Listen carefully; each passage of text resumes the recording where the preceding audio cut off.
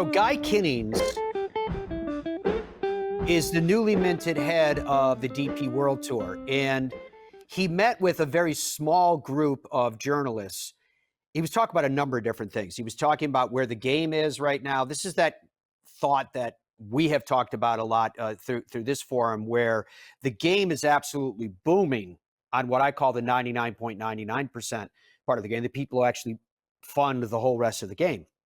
Game's booming on that side. But at its top competitive tiers, it's searching to find itself. So we talked about that kind of dichotomy.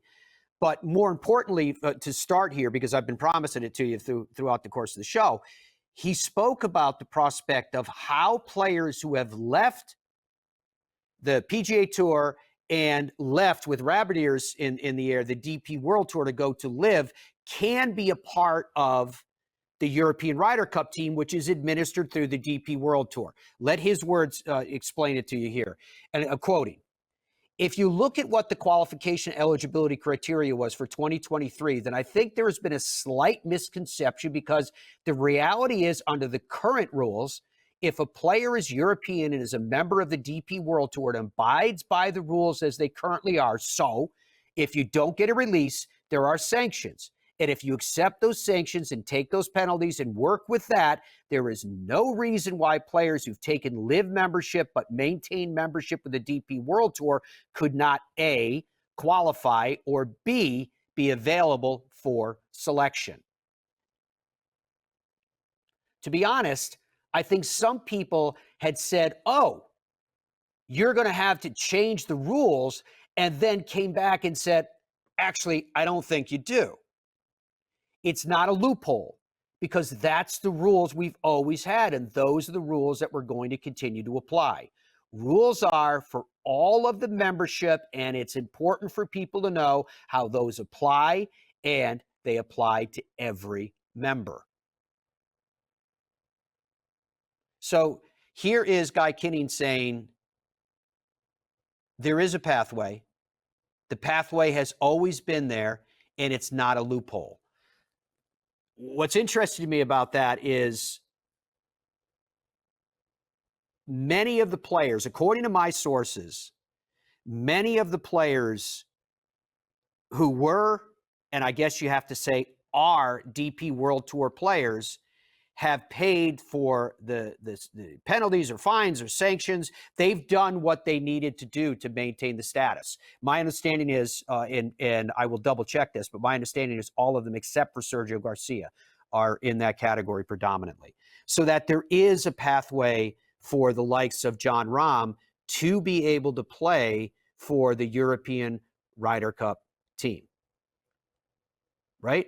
I think it's interesting that Guy noted in particular that this isn't a loophole, that this has always existed. And if that's the case, if it's always existed, I guess my first question there would be, well, how come we didn't know about this before? But maybe agendas are changing as we move forward. Certainly from the perspective of the European Ryder Cup team, I'm sure they're delighted at the prospect of having some of those players back if they want them. As to the other subject that we were talking about, which is where the game is at right now and what needs to be done, and now you're talking about LIV Golf, you're talking about the new entity with the PGA Tour Enterprises, and the investment from the SSG, et cetera. Here's what Guy Kinnings, the CEO of the DP World Tour, had to say about that. He said, this is the irony of what we're facing right now.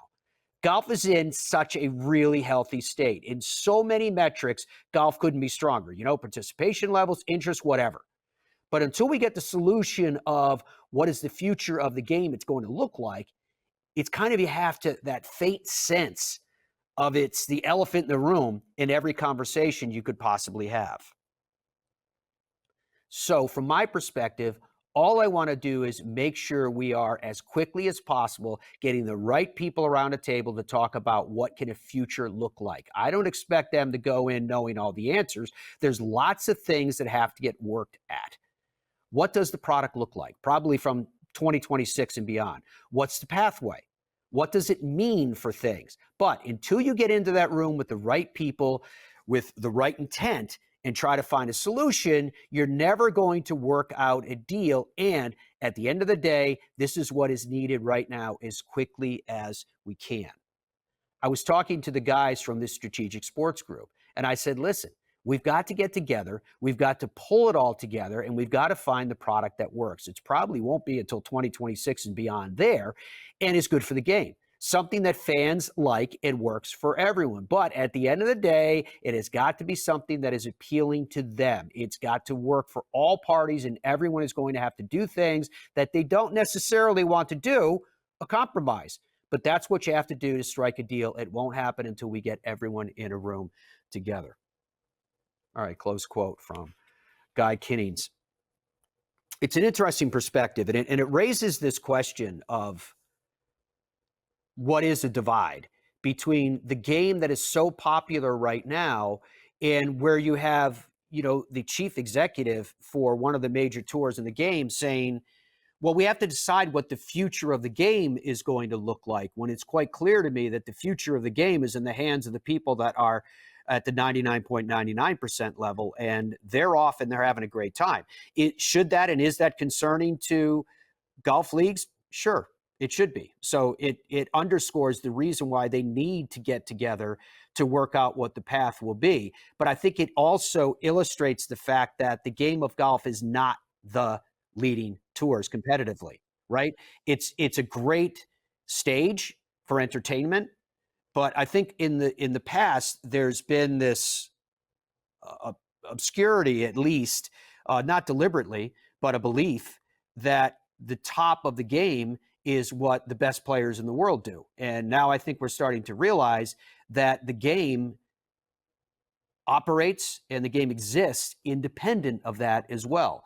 So the hope is that the leagues can come together, and the hope is that we can be entertained like we were this past weekend at the Zurich Classic. I thought it was wildly entertaining, which to me also underscores why I like full field events, not limited field events, et cetera, with no cut. I like the full field events because you have the stories where you have Brem and you have Hubbard and you have Fishburne and you have Blair, teams like that very much in the mix, right up against, a marquee stellar team like Rory McIlroy and Shane Lowry, who ultimately were able to close the deal. But all of these other teams were in the mix, and I thought that was really, really fun. So I like the comments from Guy Kinnings because I think it's promising, and I think it's good to hear from one of the chief executives saying, no, this is what we need to do. This is how we need to get together. We need to figure this thing out.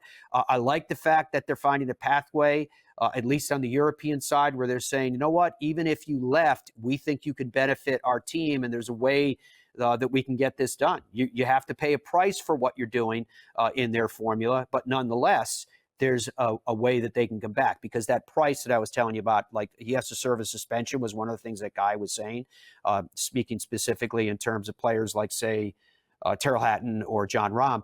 But the suspension they can serve would be for an event that they weren't otherwise planning on being in. You follow me? It's a European Tour event, and okay, well, even if you wanted to, you can't play in it. You're suspended. Well, you could look at it the other way and saying, did they want to? But nonetheless, you're suspended. So that's how that goes.